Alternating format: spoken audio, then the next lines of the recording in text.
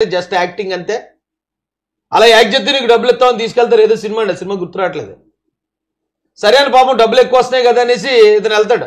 వెళ్ళి ఆ అవతల వాళ్ళని బెదిరిస్తూ నేను కిరసనాలు వేసుకుని తగలెట్టుకుంటానని కిరసనాలు వేసుకుంటాడు ఒళ్ళంతా. నిజాన్ని తగలబెట్టుకోడు, అతనికి తెలుసు కదా అదంతా స్క్రిప్ట్. కానీ వెనకదల నుంచి ఎవడైతే తీసుకున్నాడో తగలెడతాడు. వైసీపీ కూడా అలాగే ఉంటుంది. అమ్మ నువ్వు ఇలా చేయి నీకు బాగుంటుంది, అలా చేస్తే నీ ఉద్యోగం నిలబడుతుంది, ఇలా చేస్తే నీ ట్రాన్స్ఫర్ అవుతుంది, నువ్వు ఎమ్మెల్యే గారి మీద ఆరోపణలు చేస్తే నీ ట్రాన్స్ఫర్ అవుతుంది, భయపడి ట్రాన్స్ఫర్ ఆపేస్తారు. అలాంటి సలహాలు ఇస్తారు. వాళ్ళే నువ్వు సూసైడ్ చేసుకునే ప్రయత్నం చేయమంటారు. ఒకవేళ అలా ప్రయత్నం ఏదైనా చేస్తే దాంట్లో ఎక్కువ విషయం ఎలా కలిపేసి చంపేస్తారు. వైసీపీని నమ్మడం చాలా ప్రమాదం అండి. ఎందుకంటే విజయమ్మ గారిని అడగండి, షర్మిలమ్మని అడగండి, అలాగే వైఎస్ సునీతా రెడ్డి గారిని అడగండి, వాళ్ళు చెప్తారు ఎంత క్రూరంగా ఉంటారు వాళ్ళు అనేది. వాళ్ళని నమ్మితే మన బతుకులు బస్టాండ్ అవ్వడం తప్ప ఏముంటుందమ్మా. ఇప్పుడు నాకు ఎవరి మీద కోపం ఉంది, నేను వాళ్ళ పేరు లెటర్ రాసి అతని గురించి నేను చచ్చిపోతే అతన్ని నేను తీసుకెళ్ళి పోలీస్ స్టేషన్లో పెట్టేసి ఉరిశిక్ష ఏమయ్యారు. సాక్ష్యాల ఆధారాలు బోల్డ్ ఉండాలి.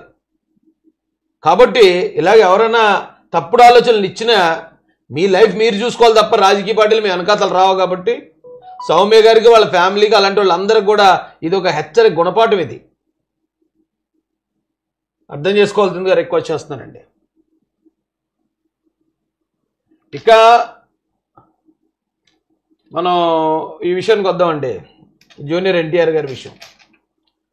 జూనియర్ ఎన్టీఆర్ గారు సినిమా వార్ 2 సినిమా తీశారు. చూశాను, నేను సినిమా చూశాను, చాలా బాగుంది.